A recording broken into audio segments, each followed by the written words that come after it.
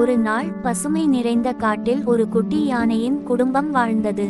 அந்த காட்டின் நடுவே ஓடும் பொன் ஆற்றின் நீர் உயிருக்கும் உயிராய் இருந்தது.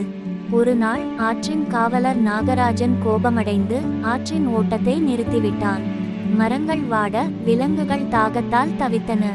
துணிச்சலான குட்டி யானை நாகராஜனின் குகைக்கு சென்று அன்புடன் வணங்கி, என் குடும்பம் மற்றும் காட்டை காப்பாற்ற வேண்டும் என்று கேட்டது.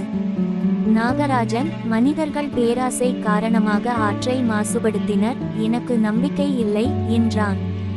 அப்பொழுது குட்டி யானை தனது சிறிய தும்பிக்கையால் ஆற்றின் கரையை சுத்தம் செய்து தனது முயற்சியால் காட்டை பசுமையாக்க தொடங்கியது.